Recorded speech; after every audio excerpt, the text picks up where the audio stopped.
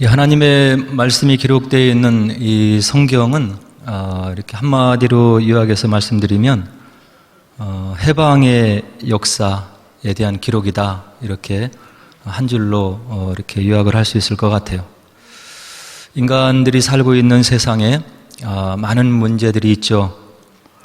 죄의 문제가 있고, 죄를 지면 우리가 마음으로 괴로워하게 돼요. 그리고 고민하게 되고, 이런 큰 죄의 문제가 있고, 또 우리가 시간을 지날수록 피해갈 수 없는 질병의 문제.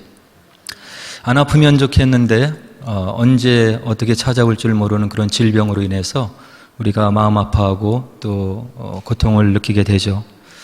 그리고 우리가 이렇게 함께 모여서 살고 있는데, 이 사회가 좀 공의롭고 정의로운 사회가 되었으면 좋겠는데 꼭 그렇지가 않아요. 항상 부조리가 있고, 거짓말하는 사람들이 있고, 남의 것을 가지고 있는 능력과 어떤 권력을 이용해서 착취해서 어려운 사람들도 힘들게 하는 그런 부조리와 부정의의 문제가 만연해 있는 곳이 우리들이 살아가고 있는 그런 세상인 거죠.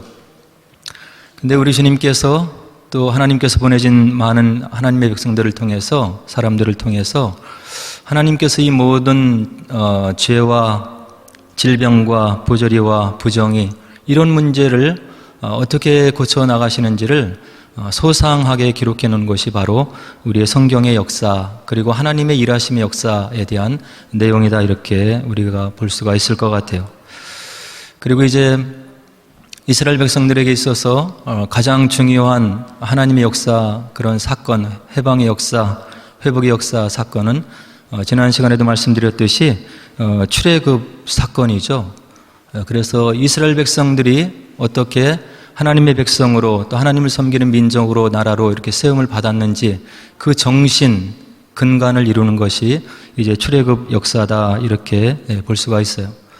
그래서 이스라엘 백성의 역사 3000년, 예수님 당시까지 2000년 역사를 보면 이 출애굽의 역사의 정신이 그들 마음속, 뼛속 깊이 새겨져 있고, 어려움을 당할 때 하나님께서 그 민족을 어떻게 돌보시고 인도하시고 그런 질곡의 상황 속에서 해방시키셨는지, 자유를 주셨는지를 생각하면서 그들이 새 힘을 얻고 다시금 일어나는 그런 출애굽의 정신을 우리가 살펴볼 수가 있는 거죠. 이것도 하나님께서 이루신 회복과 해방의 역사인 거예요.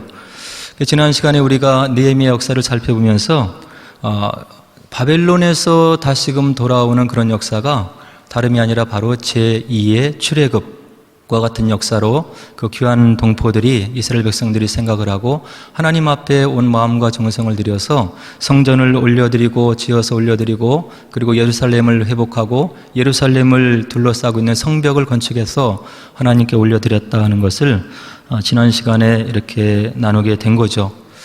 그래서 이와 같이 하나님께서 인간 세상 속에, 인간이 살아가고 있는 이런 삶 속에 있을 수 있는 여러 가지 질곡과 어려움과 그 다음에 이렇게 묶여있는 이런 문제들을 해결해 주시고, 그리고 하나님 백성답게 살아갈 수 있도록 하나님께서 주신 특별한 말씀이 있는데, 모세를 통해서 이제 율법을 주신 거예요. 내가 너희들의 하나님이고 너희들이 나를 섬기는 백성이라고 한다면 너희들이 모여서 사는 공동체는 이런 공의와 정의와 해방과 그 다음에 그 속에서 주어지는 기쁨이 있었으면 좋겠다, 이렇게 해서 그 민족 간의 회복을 다시금 시작할 수 있는 기회를 주는 그런 여러 가지 율법들을 이제 주시면서 그것을 지켜라, 그러면 너희들이 바로 행복하게 살 수 있는 것이고 내가 너희들 가운데 함께 있다고 하는 그런 증거를 너희들의 삶을 통해서, 민족의 삶을 통해서, 공동체의 삶을 통해서 주변의 사람들에게, 민족들에게 이렇게 전하게 되는 것이 될 것이다. 그러니 내가 너희들을 위해서 준 율법을 좀 지켜라, 이렇게 하나님께서 이제 끊임없이 이야기를 하고 요청을 하시는 거죠. 그래서 율법을 지키는 곳에 하나님의 영광이 있는 것이고 생명이 있는 것이고 다시금 회복하고 소생하는 그런 역사가 있음을 우리가 구약을 통해서 이제 살펴볼 수가 있는 거예요.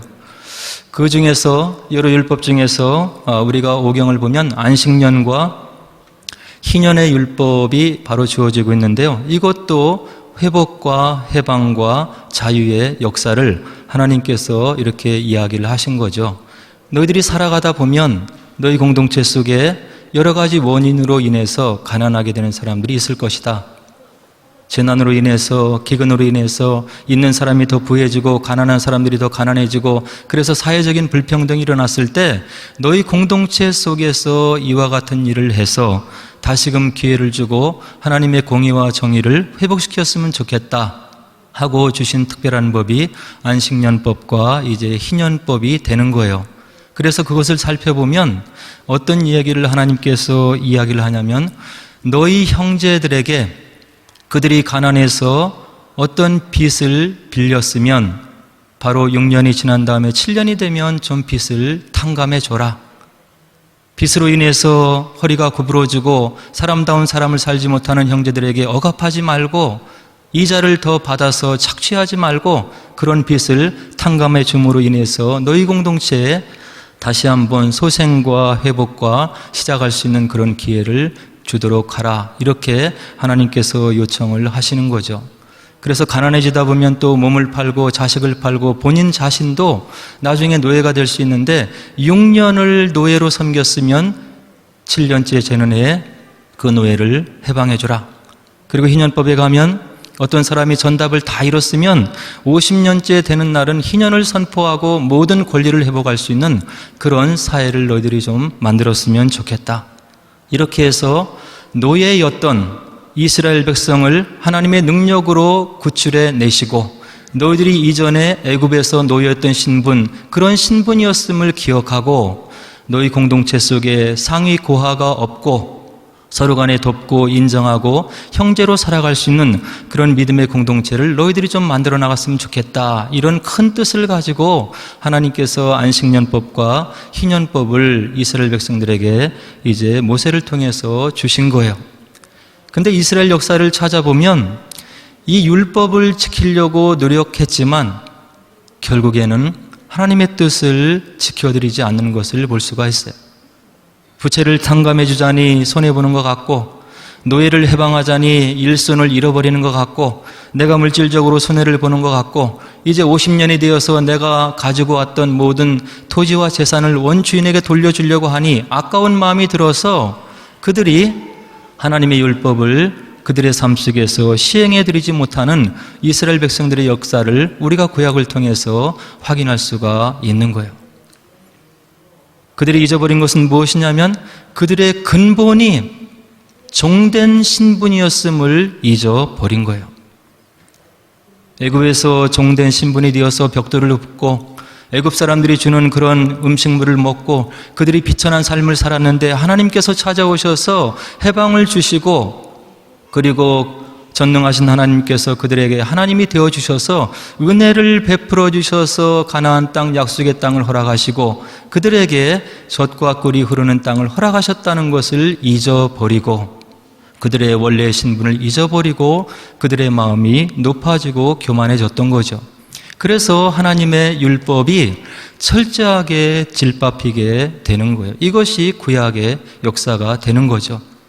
그래서 나중에 결국에 그 이스라엘 백성들이 멸망을 당하고 토지를 잊어버리게 되고 이방으로 이제 쫓겨가서 포로로 잡혀가서 포로 생활을 하게 되는 그런 구약 이스라엘 역사를 우리가 구약을 통해서 확인해 볼 수가 있는 거예요. 그래서 하나님께서 이스라엘 백성을 사랑하셔서 이와 같은 좋은 법을 주셨는데 그들이 지키지 않고 하나님의 말씀과 율법을 계속해서 만홀히 여기고 짓밟고 지키지 않으시니까 나중에 이제 내가 메시아를 보내겠다, 내가 보내는 종을 통해서 나의 뜻을 이루어낼 것이고 너희들이 그렇게 처참하게 짓밟은 나의 율법과 계명을 바로 그를 통해서 내가 다시금 회복하고 이루어내려고 하는 것이다 해서 일어난 사건이 바로 예수님이 역사 속으로 들어오게 되는 성육신 사건이 되는 것이고, 그 예수님을 통해서 인간이 가지고 있는 근본적인 문제들을 하나님께서 친히 다 해결해 주시는 그 구약의 율법의 모든 정신을 이루시는 회복의 역사, 해방의 역사를 바로 그 아들 예수를 통해서 이루시는 하나님의 모습을 우리가 복음서에서 확인을 해볼 수가 있는 거예요.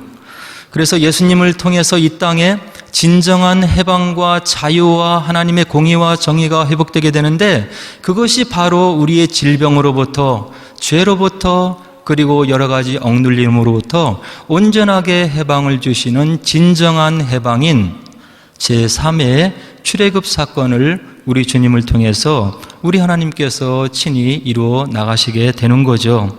그래서 예수님이 오셨을 때 이런 해방과 치료와 회복의 역사가 그분의 삶을 통해서 우리 삶 속의 역사 속에 분명히 일어났는데, 예수님께서 가시는 곳마다 기사이적이 일어나는 거예요. 어렵고 힘든 질병, 안질병, 눈먼 사람, 그리고 벙어리, 말 못하는 사람, 그리고 여러 가지 문둥병 환자들, 이런 사람들이 예수님께서 친히 치료해 주시고 질병으로부터 근본적인 해방을 주시는 하나님의 회복의 역사를 예수님의 삶을 통해서 이루어 주시는 그런 예수님의 삶의 모습을 우리가 복음서에서 살펴볼 수가 있는 거죠. 그리고 이제 예수님이 가시는 곳마다 정의롭지 못하고 부조리가 있는 곳, 예수님께서 질타하시는 음성을 우리가 복음서에서 찾아볼 수가 있어요. 종교 지도자들, 그리고 세리들, 군인들, 예수님의 질책을 받으면서 그들이 공의를 세우지 못하고, 그리고 여러 가지 부조리하게 주변의 사람들을 더욱더 어려운 지경으로 몰아가는 많은 사람들을 예수님께서 준엄하게 꾸짖으시면서 바로 정의를 세우고 공의를 세우시는 예수님의 행함의 모습을 우리가 복음서에서 살펴볼 수가 있는 거죠. 그리고 아담 이후로 이 땅에 들어온 죄의 문제, 언젠가는 죽음을 맞이하게 되고 누구도 예외 없이 이 땅에서 죽음을 맞이하게 되는데, 그 죄로 인한 죽음의 권세의 문제를 근본적으로 우리 예수님께서 해결하시고 해방해 주시고 우리에게 영생이라고 하는 분명한 말씀을 주시면서 약속해 주시는 것이 바로 예수님을 통해서 이루어진 궁극적인 제3의 출애굽 사건임을 우리가 복음서에서 확인을 해볼 수가 있는 거죠. 이런 예수님의 해방의 역사, 치료의 역사, 회복의 역사를 누가 증언해 주시냐면 하나님이 증언을 해 주시는 거예요. 하나님의 이름으로 질병을 고치고, 하나님의 이름으로 공의를 세우고, 하나님의 이름으로 죄에서 해방을 선포하는 그 예수님의 모든 요청과 간구를 하나님께서 온전히 들어주시는 모습을 우리가 복음서에서 분명하게 확인을 해줄 수가 있는 거죠. 그리고 예수님의 이러한 삶을 역사 속에서 있었던 수많은 순교자들의 피가 증언을 해주고 있는 거예요. 그리고 저와 여러분들의 삶 속에서 일어나는 기도의 응답의 역사를 통해서 예수님의 이런 해방 역사가 거짓이 아니고 참임을 우리가 확인을 해볼 수가 있는 거죠. 그래서 오늘 함께 읽은 본문의 말씀은 이런 배경의 말씀을 가지고 있는 것인데요, 이제 예수님께서 그분의 공생의 3년을 시작하시기 전에 바로 나사렛 회당에 들어가서 앞으로 내가 하나님의 이름으로 해야 될 일이 있는데 그것이 무엇이냐면 이와 같은 일을 내가 할 것이다. 바로 예수님께서 공생의 3년 동안에 하나님의 사역을 이루어내시는 그런 공생애를 시작하시기 전에 예수님께서 이 땅에서 어떤 일을 하실 것인지에 대한 웅장한 사역에 대한 선언문이라고 볼 수가 있는 거예요. 그래서 복음서에 있는 많은 성경 구절들이 중요하고 의미가 있지만, 특별히 오늘 함께 읽은 누가복음 4장에 있는 말씀은 그런 면에서 굉장히 중요한 거죠. 그러면 예수님께서 나사렛 회당에 들어가서 어떤 사역에 대한 선언문을 하셨는지 우리가 한번 구체적으로 좀 살펴보도록 하겠습니다. 16절로 19절에 보니까 예수님께서 안식일에 나사렛 회당에서 이제 들어가셔서 성경을 읽으시는 그런 장면을 우리가 전해드릴 수가 있어요. 16절에 보니까 그 나사렛은 어떤 곳이냐면 예수님이 자라신 곳이다, 이렇게 이야기를 해주고 있어요. 예수님이 자라신 곳, 예수님의 어린 시절, 그의 장년 시절, 청년 시절, 바로 주변의 모든 사람들이 인간 예수가 어떤 모습으로 자랐는지를 주변에서 다 보고 알고 익히 알고 있는 그런 예수님께서 자라셨던 곳이 바로 나사렛이었다 하고 16절에서 우리들에게 증언을 해주고 있죠. 그래서 습관을 따라 이 안식일 날 회당에 들어가서 이제 전해주는 사람을 통해서 이사야의 글을 전해 들었는데, 예수님께서 그곳에서 특별히 펴서 읽은 곳이 있는데 17절에 보니까 다음과 같은 바로 내용을 읽으셨더라, 이렇게 전해주고 있어요. 18절 19절에 보니까 주의 성령이 내게 임하셨으니 이는 가난한 자에게 복음을 전하게 하시려고 내게 기름을 부으시고 나를 보내사 포로된 자에게 자유를, 눈먼 자에게 다시 보게 함을 전파하며 눌린 자를 자유롭게 하고 주의 은혜의 해를 전파하게 하려 하심이었더라. 이사야의 두루마리를 예수님께서 전해 받으시면서 펼쳐서 읽으셨는데 바로 이사야서 61장 1절에서 2절의 내용을 회당에 있는 사람들 앞에서 읽으셨다고 하는 이야기죠.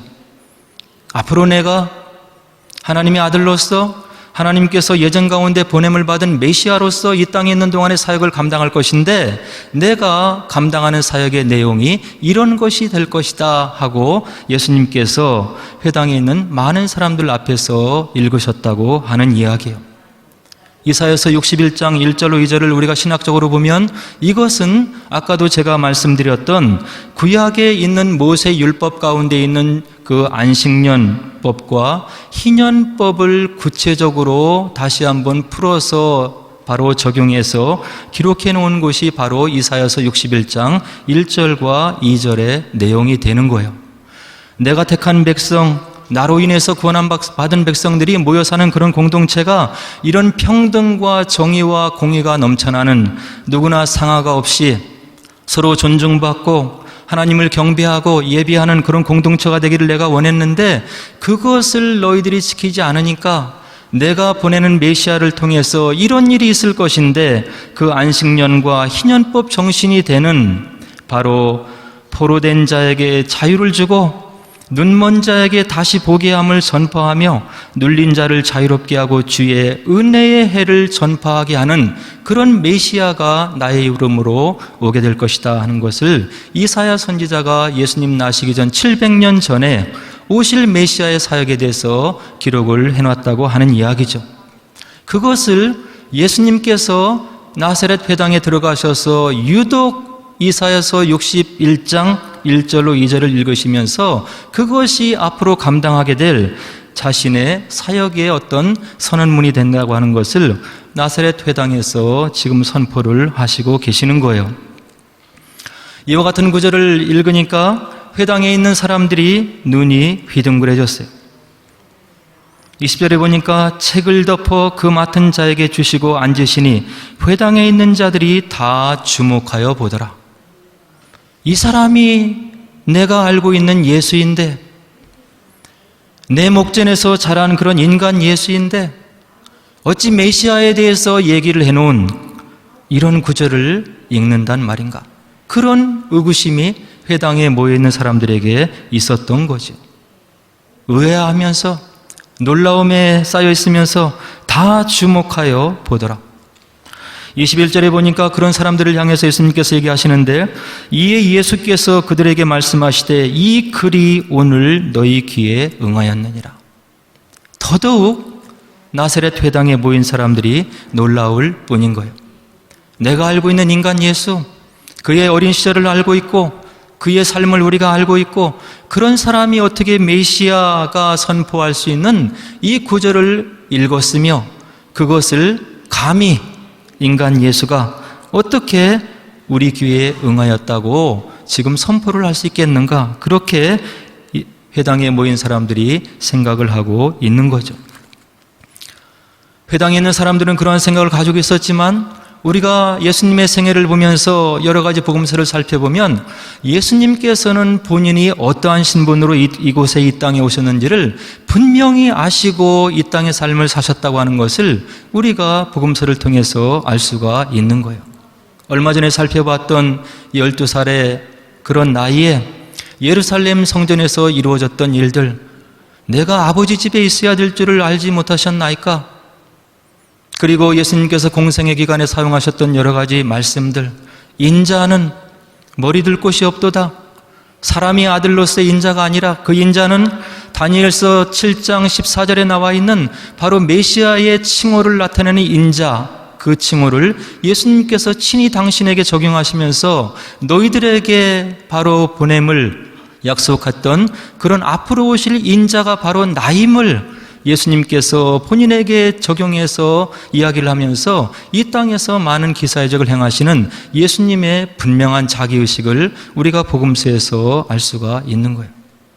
그리고 얼마 전에 살펴봤던 요한복음에서 얘기하는 나는 뭐뭐이다, 포도나무이다, 양의 문이다, 나는 빛이다, 생명이고 떡이고 그리고 너희들에게 길이 되는 사람이다. 이런 것들이 바로 구약에서 얘기하는 하나님 당신의 이름을 가리키는 그런 칭호였음을 우리가 확인해 봐서 알 수가 있는 거죠. 그리고 성전을 깨끗하게 하면서 이 성전을 헐라, 헤롯이 웅장하게 키워놓은 그런 건물 성전을 가리켜 얘기하는 것이 아니고 바로 진정한 참된 성전 되신 예수님 몸을 가리켜서 말씀하셨다고 하는 것을 부활하신 다음에 예수님의 제자들이 깨닫고 바로 사도 요한이 기록해 놓고 있는 그런 것을 우리가 복음서에서 확인해 볼 수가 있는 거예요. 예수님은 어쩌다가 하나님께 부름을 받고 성령의 충만함 받아서 메시아 사역을 감당하시는 그런 분이 아니고 태생부터 하나님이 나를 보내셨고 하나님이 나의 친아버지가 되시는 것이고 창세전에 내가 아버지와 누렸던 영광 중에 있었던 그런 분임을 바로 친히 분명히 아시고 그분의 삶을 이 땅에 살아가셨고 바로 오늘 나사렛 회당에서 그런 사역의 권위를 선포하는 예수님의 모습을 우리가 복음서 전반을 통해서 확인해 볼 수가 있는 거예요. 이것이 저와 여러분들이 믿고 있는 예수님의 바로 본체이시고 그분의 근본 모습이 되는 거죠. 이런 예수님의 사역의 어떤 선언의 선포를 들은 회당에 있는 사람들의 반응을 살펴보면 바로 엉뚱난 것을 우리가 볼 수 있어요. 22절에 보니까 그들이 다 그를 증언하고 그 입으로 나오는 바 은혜로운 말을 놀랍게 여겨 이르되 이 사람이 요셉의 아들이 아니냐. 내가 옆에서 보고 알고 자라고 그가 그의 삶을 알고 있는 그런 예수 요셉의 아들이 분명한데 어떻게 이와 같은 엄청난 이야기를 우리 앞에서 선포하는가 하면서 바로 의구심을 마음속에 더 가지고 있는 바로 회당의 사람들의 모습을 22절에서 알 수가 있는 거죠. 이 회당 사람들이 지금 놓치고 있는 것은 그들에게 다가오는 하나님의 새로운 포도주, 새술, 새 역사를 가져오는 진정한 해방을 가져오는 그런 새로운 포도주를 느끼지 못하고 있는 거예요. 왜 그렇습니까? 인간 예수에 대해서 친숙한 면이 있고 인간 예수의 삶의 모습에 대해서 바로 그들이 알고 있는 익숙한 모습을 그들이 가지고 있었기 때문에 그렇다고 볼 수가 있는 거예요. 인간 예수와 함께 30년을 보낸 세월이 너무 친숙해서 인간 예수가 이것을 선포할 수 없는 것이고 이런 메시아 사역을 감당할 수 없는 것이지 어떻게 감히 이런 얘기를 우리들에게 선포한다는 이야기냐, 이런 마음이 회당에 있던 사람들의 마음속에 가득하게 있었던 거죠. 우리들도 마찬가지가 되는 거예요. 매 시간 예배를 통해서 하나님께서 나에게 새롭게 전해주시는 그런 말씀이 무엇인지를 기대하는 마음으로 듣는 것이 아니고 그냥 타성에 젖어서 정해진 시간 마지못해 예배를 드리고 준비 없는 마음으로 우리가 예배를 참여하고 말씀을 들으면 우리 마음 가운데 새롭게 울려주시는 하나님의 음성을 들을 길이 없다고 하는 거예요. 이것이 종교적인 예식과 의식 속에 머물러 있는 그런 종교인의 바로 예배 생활이 되는 거죠. 오늘 나사렛 회당에 있는 사람들이 바로 이런 친숙함과 익숙함 그리고 진부한 그리고 구태의연한 그런 옛 포도주에 젖어 있는 그들의 마음과 삶의 모습을 우리가 확인할 수 있는 거예요. 그런 반응을 보이는 사람들에게 우리 예수님께서 23절에 다음과 같은 말씀을 들려주시는데 예수께서 그들에게 이르시되 너희가 반드시 의사야 너 자신을 고치라 하는 속담을 인용하여 내게 말하기를 우리가 들은 우리가 들은 바 가버나움에서 행한 일을 내 고향 여기서도 행하라 하리라. 이거는 회당에 앉아있는 사람들이 예수님에게 이야기를 한 것이 아닌 거죠. 회당에 앉아있는 사람들의 마음을 꿰뚫어 보면서 그들의 마음에 불만이 일어나고 예수를 믿지 못하는 그런 마음을 꿰뚫어 보시면서 너희들의 속담에 의사야 너 자신을 고치라. 이것은 무엇이냐면 의사야 내가 의술을 가지고 있지 않느냐? 다른 사람의 병을 고치지 말고 너에 있는 병을 좀 고쳐서 내가 참된 의사임을 증명해 달라. 이런 속담이 이스라엘 백성들에게 회자되고 있었다고 하는 거죠. 그래서 예수님께서 그 속담을 사용해서 내가 이와 같은 메시아의 주장을 하고 있다면 우리가 듣기는 내가 가버나움에서 큰 기사의적을 행했다고 하는데 그렇다면 이곳 나사렛에서도 내가 가버나움에서 행했던 것 같이 기사의적을 보여서 우리를 믿게 좀 해봐라. 그런 믿지 못하는 회당의 사람들의 마음을 읽으시고 예수님께서 이와 같은 이야기로 지금 직언을 그들에게 전해주고 있는 거예요. 예수님에 대한 불신, 그들의 익숙함에 젖어서 타성에 젖어서 그들에게 다가오는 복음의 진리를 깨닫지 못하고 배척하는 나사렛 회당에 있는 사람들의 마음을 볼 수가 있는 거죠. 이런 마음을 다시금 본 예수님께서 24절에 뭐라고 얘기를 하시냐면 내가 진실로 너희에게 이르노니 선지자가 고향에서는 환영을 받는 자가 없느니라. 너희들이 나의 삶에 대해서 너무 익숙해 있구나. 내가 하나님의 진정한 말씀 메시아 복음의 선포를 하고 있는데도 그것을 받아들이지 못하고 너희들이 계속해서 의구심을 갖고 나에 대해서 악한 마음을 가지고 있는 것이구나. 그렇게 한 다음에 예수님께서 또 이야기를 하시는데 25절로 27절에 두 가지 말씀을 더해 주시는 장면을 우리가 확인할 수 있는 거예요.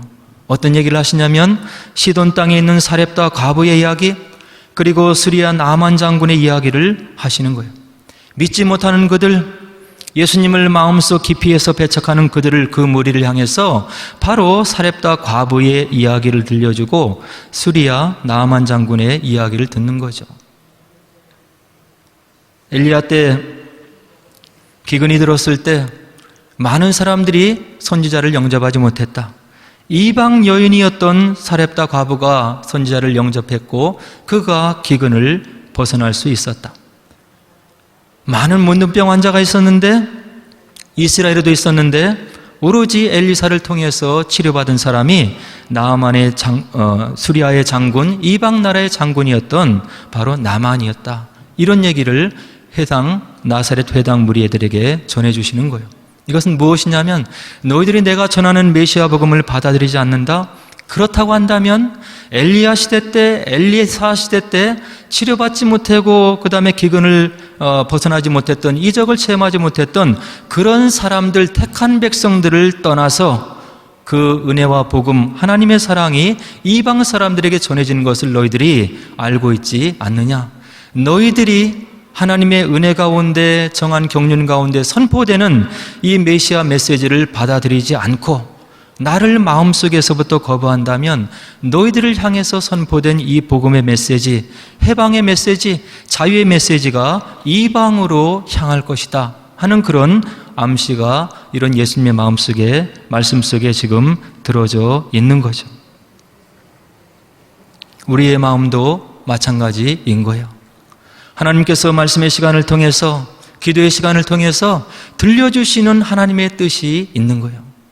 어떤 때는 헌신을 요구하기도 하고, 어떤 때는 결단을 요구하기도 하고, 어떤 때는 주변에 있는 사람들을 살피도록 긍휼한 마음을 우리들에게 주시는 그런 때가 있는 거예요. 그런 때를 거부하면 그 은혜의 복음의 사역이 다른 사람에게 갈 수 있다고 하는 것을 이 말씀을 통해서 우리가 적용을 해볼 수가 있는 거죠. 어차피 우리의 능력으로, 우리의 가진 것으로, 우리의 조그마한 어떤 지식으로 하나님 나라의 사역을 감당할 수가 없는 거예요. 그래서 복음서를 보면 믿음으로 너희들이 나를 진정 믿는 믿음이 있느냐? 나를 믿는 겨자씨만한 믿음이 있느냐? 그 믿음이 너희들에게 역사를 일으켜줄 것이고 하나님 나라의 진정한 그런 체험을 너희들에게 주실 것이다. 이렇게 믿음을 이야기하고 있는 거죠. 그리고 사도 요한은 계시록 2장 5절에서 보면 소아시아에 일컫는 7교회를 향해서 전해주는 말씀을 통해서 한 구절을 우리가 들을 수 있는데요. 그러므로 어디서 떨어졌는지를 생각하고 회개하여 처음 행위를 가지라. 만일 그리하지 아니하고 회개하지 아니하면 내가 내게 가서 내 촛대를 그 자리에서 옮기리라. 첫사랑을 회복하라. 하나님을 향한 단심을 회복하라. 너희들 마음속에 하나님 나라를 사모하고 사랑하는, 그리고 너희들의 전 삶을 들여서 헌신하려고 하는 그런 마음을 회복하고 있느냐 하는 것을 물으시고 있는 거죠. 성경 전체가 우리에게 임한 그런 구원이 값없는 것이고 전적인 하나님의 은혜임을 우리들에게 이야기해주고 있어요. 맞는 이야기예요. 그러나 다른 성경을 또 보면 은혜의 자리에서 떠난 사람들의 최후의 상태의 모습에 대해서도 이야기를 해놓고 있는 거예요. 구원이 정확히 우리들에게 어떤 의미인지를 성경 전체를 바라보면 우리가 모든 면을 필요 충분하게 다 헤아려 알 수 없는 그런 한계가 있음을 볼 수가 있어요. 어떤 성경 구절은 한 번 주어진 구원이 떨어지지 않는다. 하나님께서 끝까지 돌보시고 인도하신다는 그런 격려의 말씀이 있다고 한다면, 또 다른 구절을 보면 은혜의 빛에 비추었다 타락하는 그런 사람들도 이야기하고 있는 구절을 우리가 볼 수 있는 거죠. 이미 하나님의 은혜로 우리가 구원을 받은 거예요. 하나님의 온전하신 구원이 성취되는 그 마지막 때까지의 긴장, 관계에 있는 것을 저희들이 깨달아야 되는 거죠. 말씀을 통해서 나의 욕심을 치지 않고 하나님의 뜻을 헤아려 알기 위해서 부단히 노력하지 않으면 우리의 믿음이 추락할 수도 있다고 하는 것을 복음서가 이야기를 해주고 있는 거예요. 너의 믿음을 열매로 증명하라. 하나님을 믿는 믿음을 너희들의 삶을 통해서 증명하라 하는 요청이 복음서에 있는 거예요. 계시록의 많은 심판이 우리의 행위를 달아보시겠다고 하시는 그런 말씀이 있는 거예요. 예수님께서 이와 같은 의미심장한 말씀을 전해주시는데도 이 나사렛 회당에 모이는 사람들의 반응을 보면 참혹한 것을 볼 수가 있어요. 28절, 29절에 보니까 예수님이 이와 같은 말씀을 들으면서 회당에 있는 사람들이 뉘우치는 것이 아니라 속에 악한 마음을 갖고 있어요. 말씀을 듣는 회중들이 그 마음에 크게 화를 냈더라. 그리고 심지어 이 예수를 산 낭떠러지에서 밀어 떨어져서 죽게 했으면 좋겠다. 이런 격한 마음에 요동치는 그들의 모습을 복음서는 지금 기록해 놓고 있는 거죠. 이 말씀을 대하면서 저희들이 세상 사람들이 복음을 대하는 태도를 알 수가 있는 거예요. 하나님이 무한히 참으시고 그들에게 기회를 주시고 복음을 접할 수 있도록 은혜를 주시고 기회를 주시고 시간을 주시는데도 이 복음을 향해서 욕설을 퍼부으며 예수를 저주받을 자라고 이야기하고 믿는 사람을 향해서 분연히 일어나서 악한 감정을 품고 있는 세상의 악한 모습을 우리가 헤아려 할 수가 있는 거예요. 이런 모습을 우리가 주변에서 보면 저와 여러분들에게 임한 복음을 받아들이는 마음이 얼마나 은혜인지를 감사한 것인지를 또 생각해 볼 수가 있는 거죠. 복음의 가치를 모르는 사람들을 위해서 복음서에서는 복음이 바로 돌짝밭에 감춰져 있는 그런 보화와 같은 것이다, 이런 얘기를 해주고 있는 거예요. 예수가 누구인지, 우리에게 임한 복음이 무엇인지, 예수님의 삶을 통해서 작은 제자가 된 우리들이 어떤 마음으로 살아가야 되는지, 그 마음이 얼마나 귀한 것인지를 돌짝밭에 감춰져 있는 그 보화로 비유를 해주고 있는 거죠. 예수님에 대한 진정한 의미, 예수님을 믿게 됐다고 하는 구원의 감격에 넘치는 자들은 세상의 모든 것을 끌어다가 돌짝밭을 산다는 거예요. 왜 그렇습니까? 그 속에 감추인 보화를 알기 때문에, 보화의 가치를 알기 때문에 그렇게 한다고 하는 거죠. 세상의 많은 사람들이 복음을 향해서 만울하게 높아진 그들의 마음은 인간이 보잘것없고 유한한 한계를 살아가고 유한한 시간을 살아가고 그것도 너무나 짧아서 우리 주변에 있는 나무보다도 오래 살지 못하는 지극히 유한성을 가지고 있는 제한성을 가지고 있는 인간의 모습이라고 하는 것을 정말로 깨닫지 못하고 있는 그런 불쌍하고 안타까운 모습인 거죠. 시간 지나는 것을 보세요. 2022년도 시작했는데 한 달이 지난 거예요. 10년 지나고 20년 지난 것이 눈 깜짝할 사이에 지나는 거죠. 그렇다고 한다면 우리의 마지막이 온다고 하는 거예요.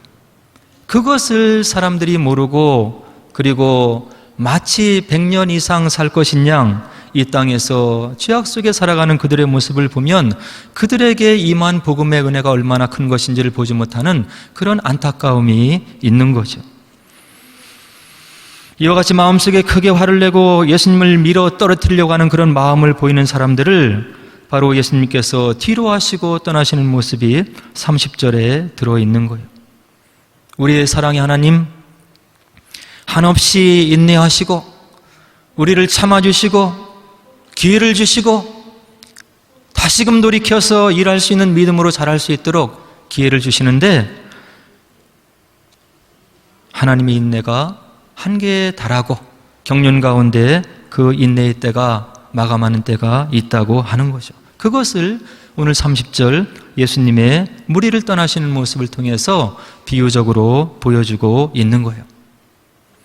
오늘 예수님께서 우리 인생들에게 가장 필요한 진정한 해방, 진정한 자유, 그리고 진정한 회복, 그리고 공의와 정의를 회복해 주시는 그런 분으로 오신 그런 예수님에 대한 말씀을 우리들에게 지금 전해주고 있는 거예요. 저와 여러분들은 이런 예수님을 뒤따라가는 제자들이라고 이야기를 해요. 제자는 그냥 되는 것이 아니고 희생을 치러야 되는 거예요. 희생은 결단이 필요한 것이고 믿음이 필요한 것이고 예수님 나라와 그 하나님 나라를 위해서 내가 어떤 계획과 꿈과 비전을 기도함으로 세워나가는지 그런 마음의 각오가 필요한 거라고 하는 거예요. 그 믿음, 결단, 주님을 위한 삶 이런 것을 바로 하나님께서 보증해 주시는 것을 성경 전체를 통해서 복음서를 통해서 예수님의 끝까지 순종하신 그런 삶을 통해서 선교자들의 피를 통해서 오늘날 일어나는 저와 여러분들의 삶 속에서 일어나는 그런 기도의 체험들을 통해서 이것이 진리임을 오늘 우리들에게 하나님께서 가르쳐주고 있는 거죠. 참된 믿음을 가지고 참된 제자로서의 삶을 살 것인지 아니면 이도 저도 아니고 불쌍한 삶을 살 것인지를 바로 오늘 말씀이 저와 여러분들에게 결단을 요구하는 거예요. 우리에게 찾아오신 참된 메시아, 하나님의 참된 해방을 가져오신 분, 이분을 우리 마음속에 진정으로 모셔드리고 이 예수님이 행하셨듯이 모든 것을 순종함으로 하나님 뜻을 이루어드리는 저와 여러분 되어서 주님께서 마지막 때 착하고 충성된 종아, 내가 잘하였도다. 너의 삶을 내가 인정하고 너의 눈에 흐르는 눈물을 내가 닦여주고 내가 너를 위해서 약속해놓은 영생을 부여해주고 그리고 우리는 이해할 수 없지만 그 나라에서 주님과 함께하는 그런 복음된 그 복된 삶을 우리가 마음속에 확신하시고 살아가셔서 이 땅에서도 주님과 동행하시는 그런 복된 삶을 사시기를 주의 이름으로 간절히 축원을 드립니다. 이제 우리 말씀을 생각하시고 함께 기도하도록 하겠습니다.